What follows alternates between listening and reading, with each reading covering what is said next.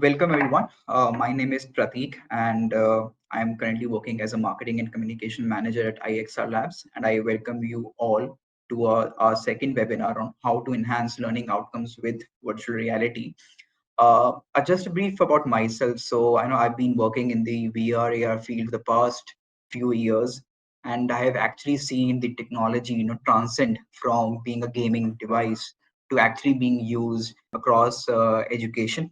And a lot of professors and college authorities are actually excited about learning about virtual reality, and is being increasingly getting used for various applications and research purposes.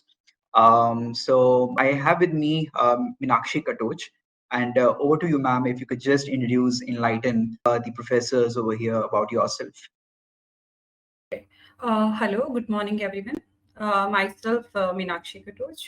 I am academic instructional designer at IXR Labs, and I have been working with the virtual reality modules right now.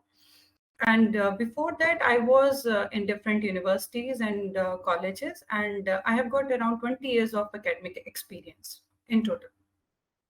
Great. So yeah, so we can now start with the webinar. So ma'am, first of all, the question that I have, and this is quite pivotal to me, is that as an educator yourselves, so how do you see VR as a pedagogical tool getting placed within the classroom environment? So while we talk about virtual reality as a tool for teaching, it's a wonderful tool, I must say that. When we are teaching in the classroom, we are going through different theoretical concepts as well. If I talk about complex machineries, which are hard to see from the inside, basically, what is inside that and how students can visualize it, it's really tough to visualize. But if we are using the virtual reality with that immersive environment, definitely students can gain the knowledge, and it is going to benefit the teachers as well while they are implementing the virtual reality immersiveness in the classroom. Okay, yeah, yes. So basically, just to add on to that, so when we talk about virtual reality, it's quite experiential in nature. So not only it's immersive, but it also allows students to actually interact with 3D objects within the within the spatial environment. And because they are interacting with all the 3D elements, 3D objects, they are actually getting the active information. So they are actively engaged with the content inside the virtual device, and not just learning passively. So that those were some great points. So ma'am, moving on to the next question. When we are talking about VR as a pedagogical tool, so my next question would be, when we talk about pedagogy, uh, current current learning methods basically involves a lot of pedagogies like Bloom taxonomy or David Cove's learning experiential learning theory. So how do you see VR getting fit into the current or the existing learning methodologies, be it Bloom taxonomy or be it David Cove's learning experiential learning theory? Or do you think that VR should have a different framework altogether? See, we have different pedagogies for teaching and for analyzing the students as well, based on that. So when we talk about Bloom's taxonomy, so there are different 6 components through which we can check out the learning outcomes of a student. And when we talk about the experiential learning is more or less like exploratory learning, where students are gaining the knowledge from the environment, and they are just going and checking the things. So, if we talk about experiential learning, we need to set the boundaries in that. Although in Bloom's technology, we set the boundaries and we teach them within a framework only and within the curriculum development only. But while we talk about experiential learning, sometimes it goes beyond the curriculum. So virtual reality is one platform which can be embedded with the course curriculum, and for that reason it can be put in the boundary limits, and it makes teaching more effective. No, students don't go beyond the limit, they remain within the curriculum limit, and within that duration time, even teachers will or educators can finish their syllabus within the time duration. Okay, great. Since we are talking about the learning outcomes, one of the question that I have is that a lot of universities and colleges, when it comes to learning outcomes, the focus to in order to determine what students have learned becomes a main focus. How much a student has scored in the exams, that becomes a factor for college authorities to check this is the amount of learning that he or she has. So I just wanted to learn more from you. As in, do you think that marks should be the only criteria across colleges and universities to actually judge or analyze how much students have learned? So Prateek, if we talk about present scenario of the education system, we have got this trend that we analyze the student from their marks even, and it's been from long. Like we are analyzing students like this only, and if we talk about Bloom's taxonomy or other methods, so we are mapping the marks with the learning outcomes as well. So this has been a trend from the last decades. But if we look at the present scenario, when we are moving ahead towards the outcome based education, we are talking about the project based learning, and we are trying to attain the learning outcomes, that how much student has gained. And there are a number of students who are not good at the rote memorization, but they're good at the experiments or projects. So universities and colleges are coming up with such a model that those students who are good at project making, they can be catered within the marks category, and they should be given some marks for that while they are making the projects. So there are methods which are coming up to cater such students even if they are not good at the written examinations. So definitely even government is emphasizing on that projects based learning. We are focusing towards the skill India development. So we are moving ahead slowly, but we gradually we are moving toward the skill India target, and for that we are focusing more on the project based learning basically, and where we are decreasing or we are limiting the rote memorization in a way, we can say that. Yeah, great. And I think just to add on to that, when we talk about rote memorization and how students can learn better, so I think VR as a tool can play a major role over here because students are actually engaged in the environment, and since they are learning by doing, they can have that memory, how a machinery works or how like an industrial process can work, so they can develop that memory muscle within them. So just a follow-up question on that. So in fact, we have talked to a lot of professors, and one of the questions that they have, and as an educator, you can enlighten us better, is that how do you actually calculate what students have learned when it comes to virtual reality? So what would be the factors to understand just for professors or for educators, that if they are using such technology, how can they determine what students have learned? So if you can just put some light on that. So, while we are talking about virtual reality, learning by virtual reality, then we can go deep into a machine. Like we can know about each and every component of the machine, and it is a immersive environment where student is learning without any distraction, and student can learn through interactive modes as well. If student is not able to learn it at one time, he can go forward or go backward to learn more about that, and he can watch it as many as time as he want. So there is no limitation when he or she is watching on the virtual reality module on the headset. One good thing about virtual reality is that now when it comes to assessment part, when it comes to the assessment part, so when we talk about assessment, there are two methods of assessment. One is direct method and another is indirect method. Direct method says that we are evaluating those students through the through some questionnaires or through objective questions or any mode of questionnaire we can take here. So this is your direct method, and finally we can check that how much they have gained from that module while they are watching it on virtual reality.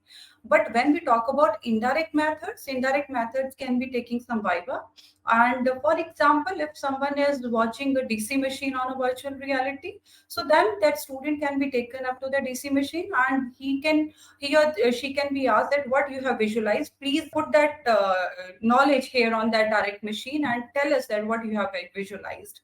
So that can be an indirect method through in which they can take their vivas even and check the attainment of the module, that how much they have attained from that module.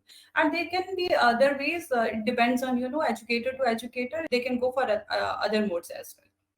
It can be, kind of, they may say that how your project can be built on that, what can be the connection inside that.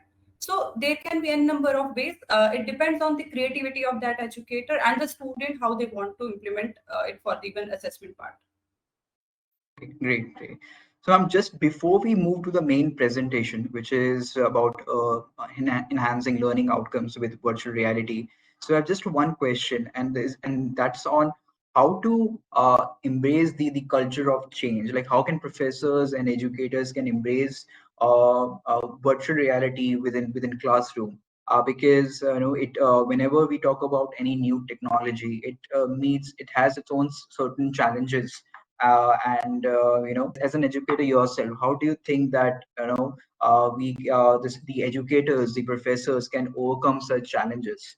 And it's very difficult for educators to actually move from the traditional setting, the traditional teaching settings, to actually adopt a new technology altogether. So how do you think that professors and educators can embrace such a technology?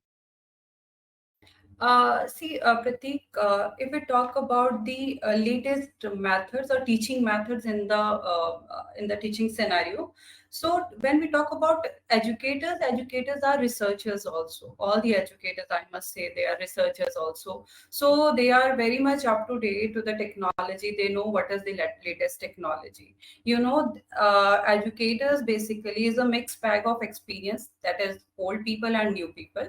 And the old people are the one who has created that technology, and new people are the one who are using those technologies these days. So I don't find that there will be any hesitation when they are adopting the VR technology as a teaching tool. The only thing is that we need to, we need to give more insight to that how it can be embedded into our curriculum. One of the best thing about VR is that when it would be embedded in the curriculum.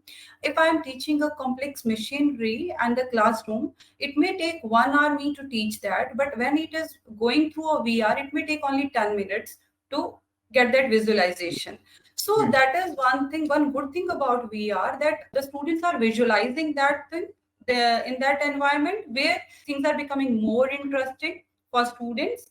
So they get to know about more about the things. Sometimes what happens, students get bored in the theory lectures. It is quite general sometimes. So when we talk about theory lecture, if I'm talking about a particular concept, if I'm showing that particular concept in a VR, then definitely that student will be interested in watching that, interacting in that. So that creates the interest basically. So putting VR as a teaching tool in our curriculum is a great thing, and I think everyone will take it as a good initiative. Ma'am, before we just move to the presentation, all the professors who have joined, if you have any question regarding virtual reality, so there's a Q&A box over here. You can simply, ask your question, and we'll be answering those. So, ma'am, I think we can now move to the main presentation. So Pratik, just tell me if my screen is visible to me Yeah, to you. it's visible. It's visible. Yes. Okay. So it's about learning outcomes in immersive environment and immersive learning. So how to enhance learning outcomes with virtual reality.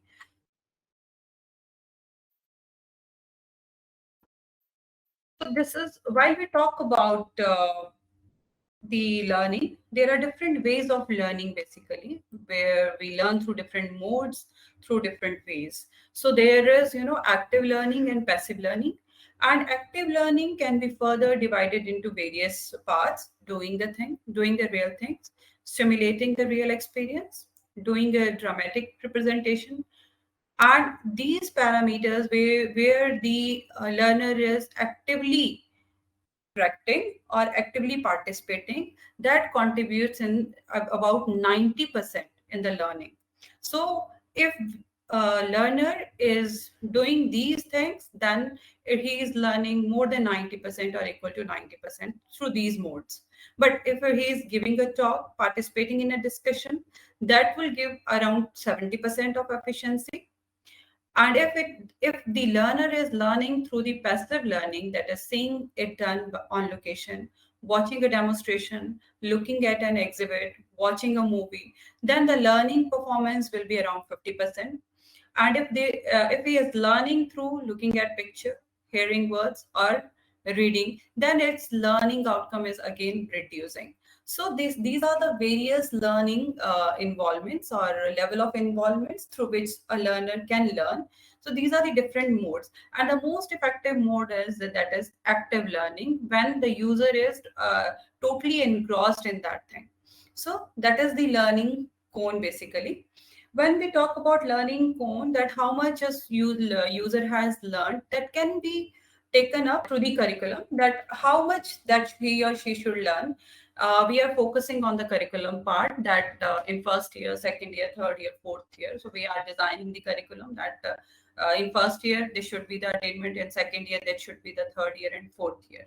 So at present scenario, if we talk about different colleges and universities, we are working with the outcome based education, where we are trying to focus on the learning outcomes, and we are also focusing on the industry readiness. If we are trying to focus on the outcome based education, then we are developing our curriculum, and that curriculum development in such a way, we are keeping concept, experiment, and industrial visit in one basket, and we are trying to focus on these things so that a student can be prepared for the industry. And when we are focusing on the curriculum, then we are also focusing on the content, experiment, project-based learning, industrial visits, so that student skill can be developed. And while we are checking for the learning enhanced learning outcomes, then we are going through the assignments, vivas, written exams, and projects. And through these assessment methods, we are checking the learning outcomes. So where we can say that assignments and written exams are the direct assessment methods, and where projects and vivas are the indirect assessment methods. So there are different assessment methods through which we can check the learning outcome of the student.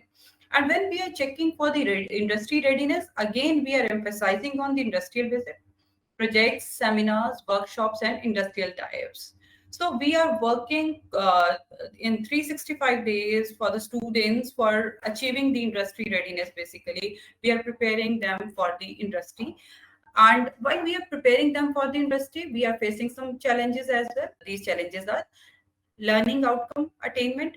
These challenges are because of the slow learner. Maybe we have some disabled learners, and maybe some of the students are not good in the written examination. Some of the students may not be good in the projects even. So this can be one of the challenge while we are trying to attain the learning outcomes. And when we are preparing them for the industry readiness, we can see that there can be a gap in exposure, practical exposure, or in-depth knowledge. So these are the challenges we are facing while we are doing a classroom teaching. So while we are doing a classroom teaching, we are trying to analyze that how much a student has attained.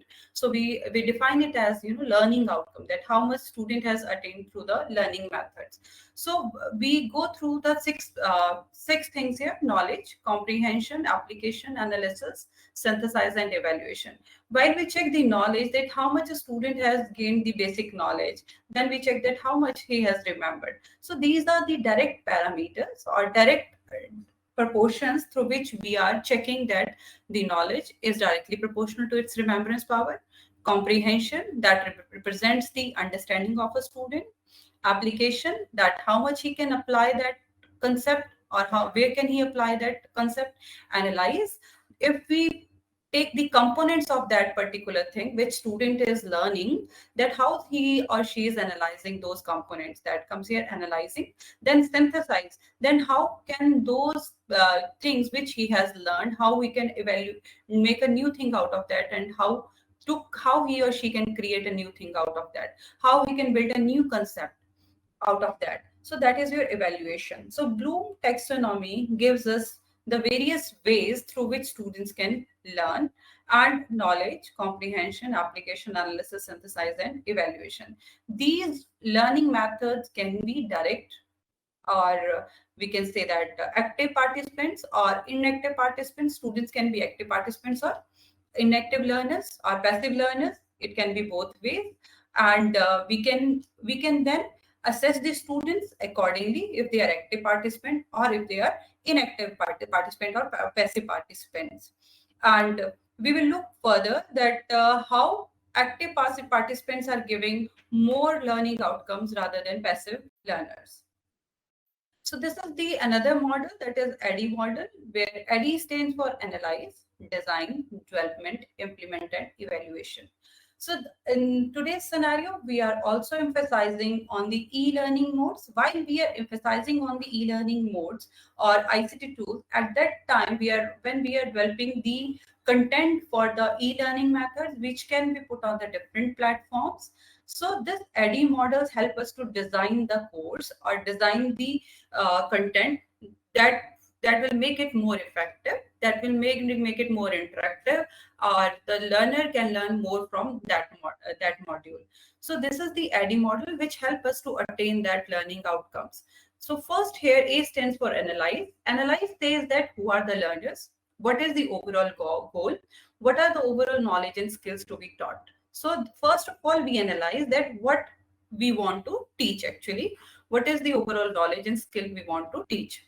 Then we design it, that how will the content be presented, what are the objectives of each session, what are the outcomes, what media resources will be used, how will you assess the students. This is a design parameter. Then development, how do I provide practice for students, how can I confirm corrective feedback, and how should the content be organized. That is a development phase. Then in implementation, what we can do, we can take how do I motivate students, how do I introduce the lesson, what kind of question are best to use. That is implementation part. Then we come to evaluation, the final thing. How do I know if my course has been successful? That is evaluation, that is about learning outcomes. Which expert should review the materials? If we have generated any material, then what should be the level of experts who should review the material? Which changes should be made to improve? So this comes under evaluation. This is a model which help us to design a good e-learning module. Beside that, we have more models, but we are focusing here on ADDIE.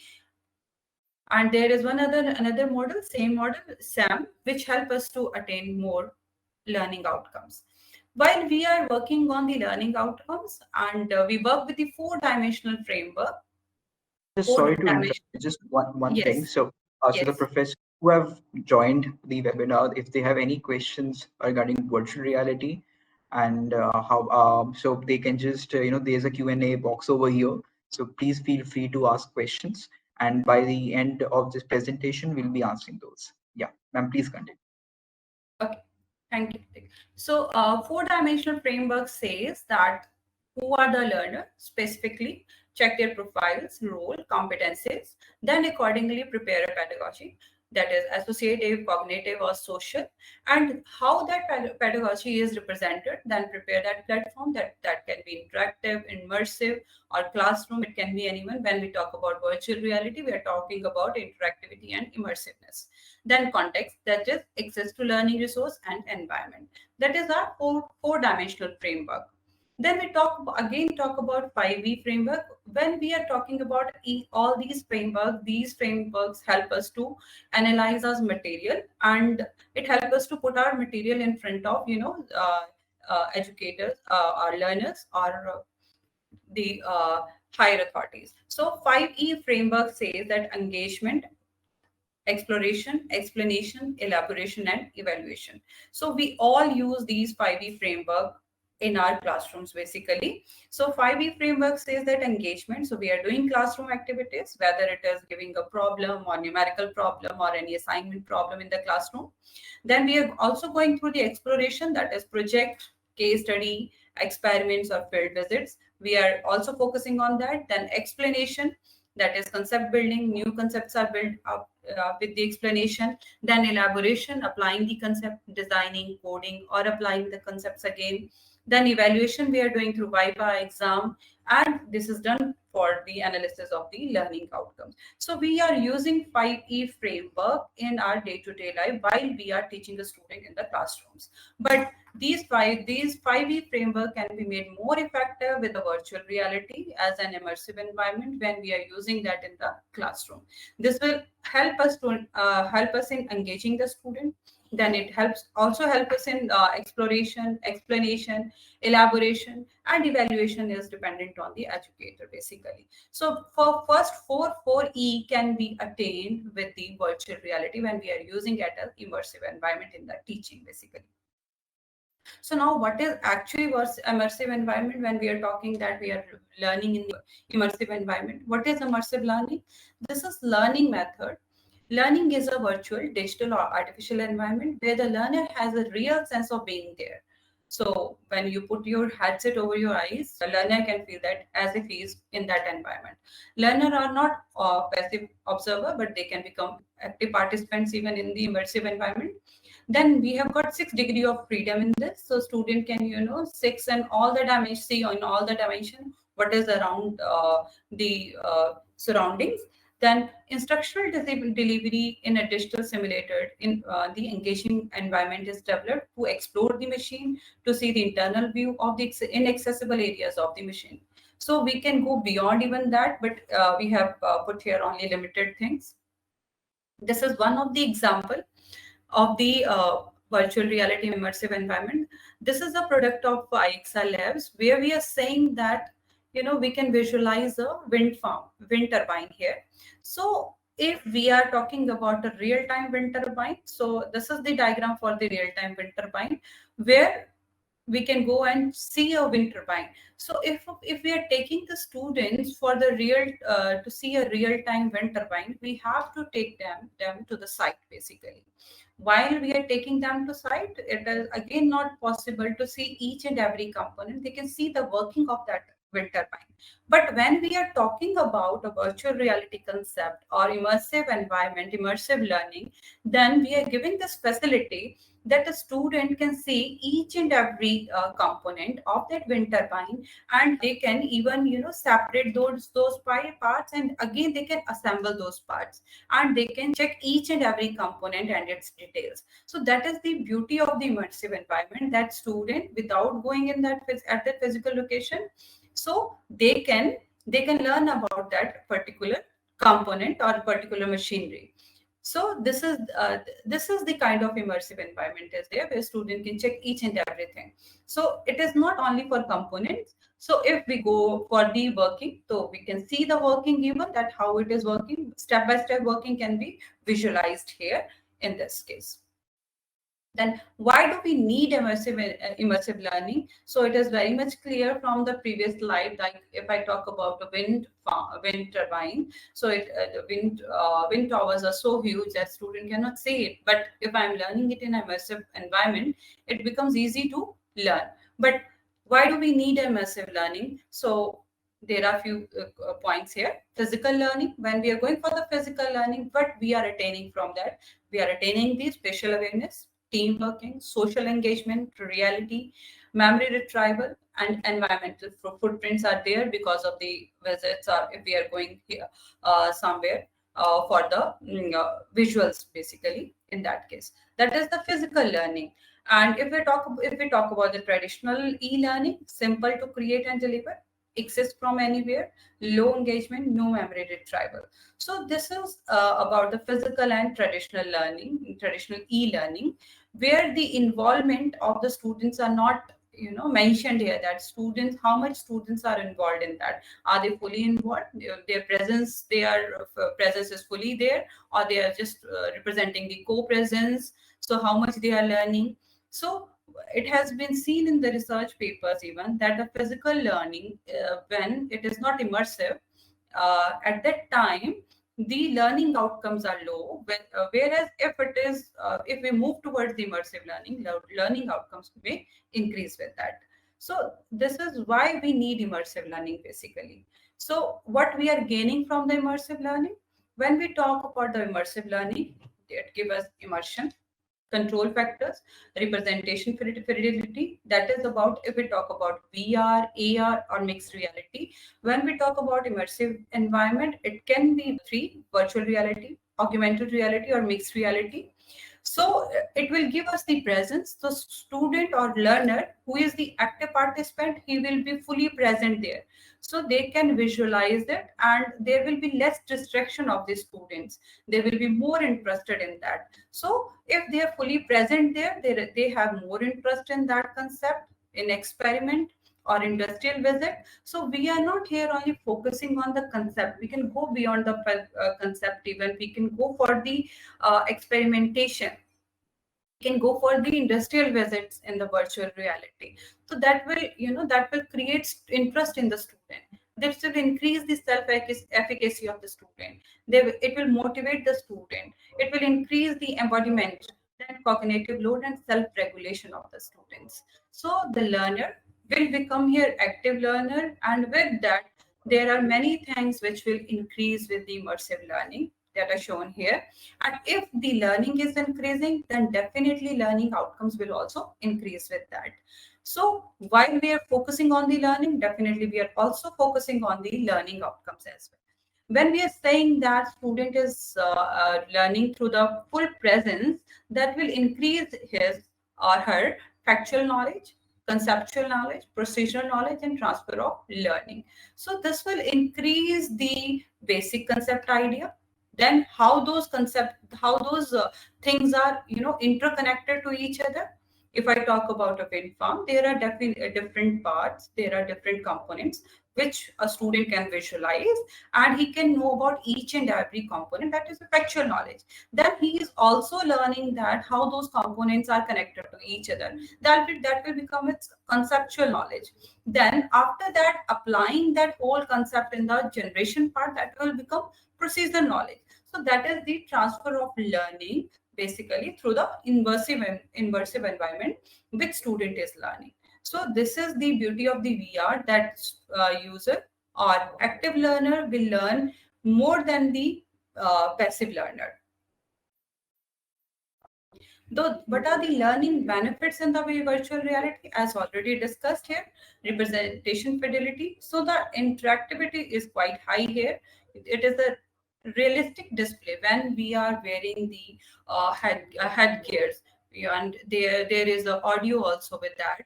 So we can check each and every component in 6 degrees of freedom. So what are the aspects, different aspects? One is representation fidelity, another is learner interaction. So while we talk about representation fidelity, the realistic display of the environment, so it will give us the feel of being there basically. Smooth display of move changes and object motion. We can visualize it in the immersive environment. Then consistency of the object behavior, spatial audio is there, and kinesthetics are there.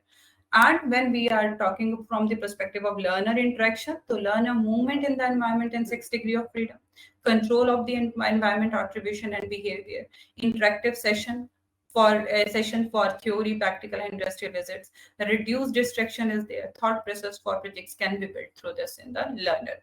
So while we are talking about the immersive environment, in that case, learner is learning through different ways, and his all the motor actions, sensory bodies or mind is developing, or mind is watching it fully with full control.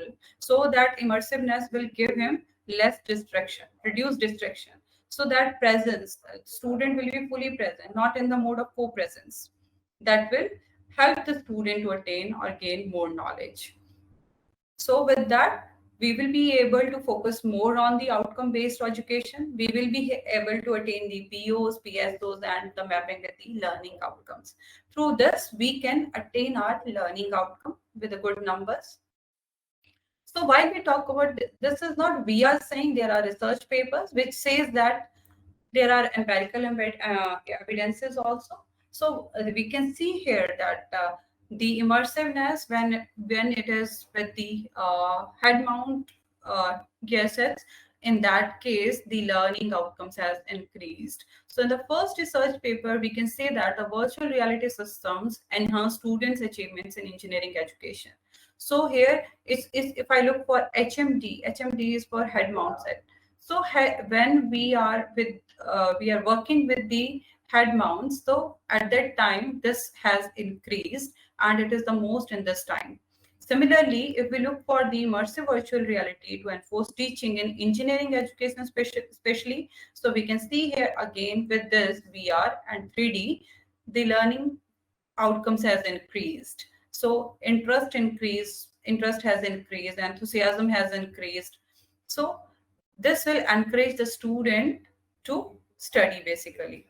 And similarly, again, a study has been done with the medical students. This shows that the learning outcome has increased, a learning style with that learning interest has also increased for the medical student. If we look for the learning effectiveness in the engineering and medical side, uh, with the VR, there is lots of variations and lots of uh, products there which can help students to enhance their learning through immersive learning. If we are talking about VR, AR, and MR, this is not about only about the learning. If we talk about our NEC or NB ratings, so we can also engage our VR with the NEC and NB reports. So we have identified few points here which says that they are directly related to the teaching pedagogy basically. And when we are saying that we are related to the teaching by pedagogy, or we are trying to enhance the skill of a student, we are trying to make the learner a fast learner. So these points state that VR or immersiveness will help them to attain that points basically. So if we talk about NAC criteria, so we have got 7 criteria in that, and we have got 34 key index in that. We have got various qualitative and quantitative matrices in that. So, so there are few points in from criteria number one. If we say about criteria number one, point number 1.1.3.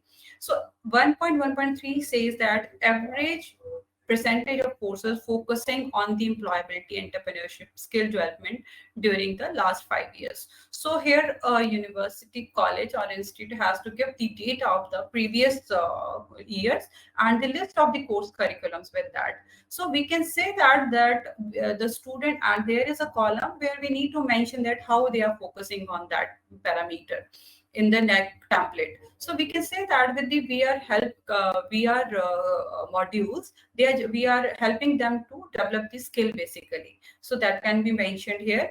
And this criteria point is of 10 marks here in the NEC format. In the criteria 2, we have point number 2.2.1, where we say that the institution assesses the learning levels of the students after admission and organizes special programs for advanced learners and slow learners.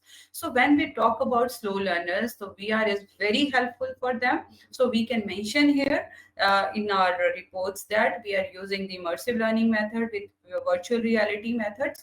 We are teaching the slow learners, which are helping them to attain the good results. Again, this point is of 10 marks. Again, in criteria 2.3, we have teaching learning processes. So we can say here that we are using immersive teaching learning methods, and this is of 20 marks. And how we are implementing, we can implement it in our classrooms even, we can say that. So in criteria 2, we have 2.6.2, attainment of the program specific outcome, course outcomes are evaluated by the institutions.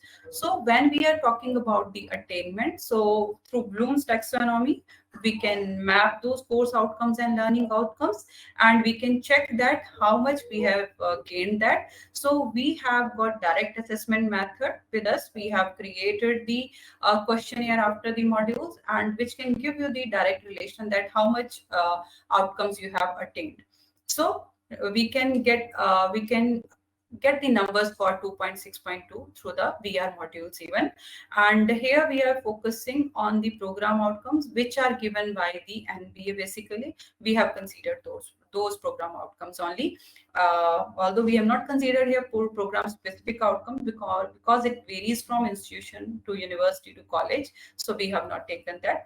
So we have only taken here program outcomes. So this is again of 10 marks.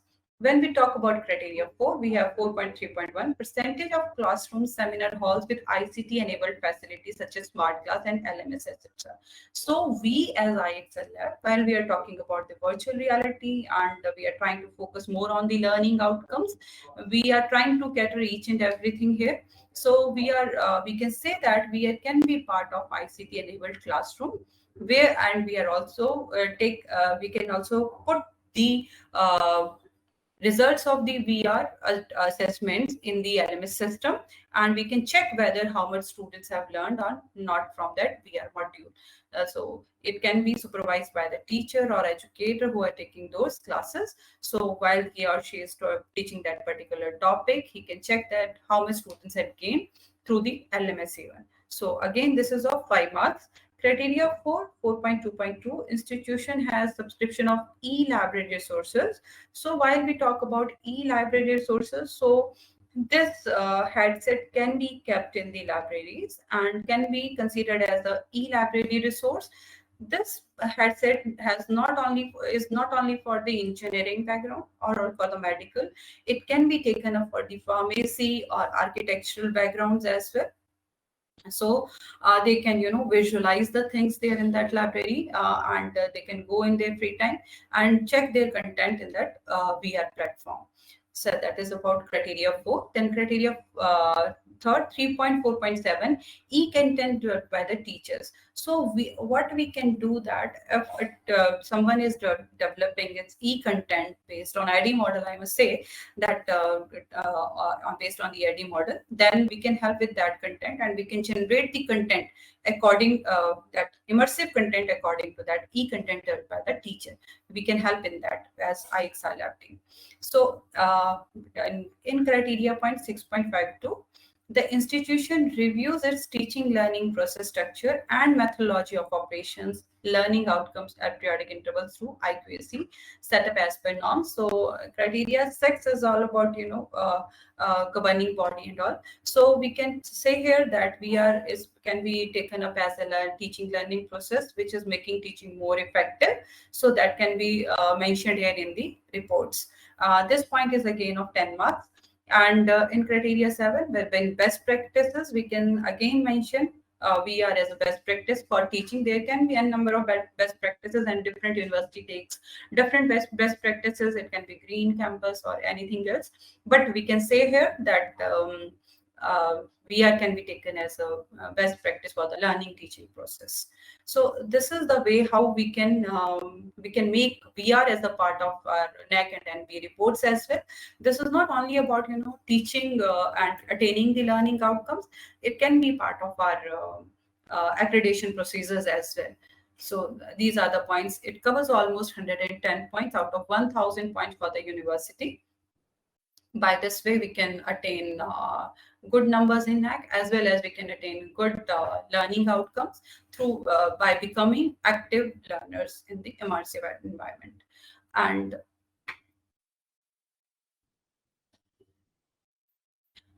so we are IXL Lab. These are the references. So anytime if you want to connect to us, feel free, and you can connect to us on these web pages. Yeah. So thank you, ma'am, for such an insightful session. Professors, if you have any questions, you can let us know. So before we wrap the webinar, so if you have any question, you can let us know. And after this webinar, you'll be getting the recording as well.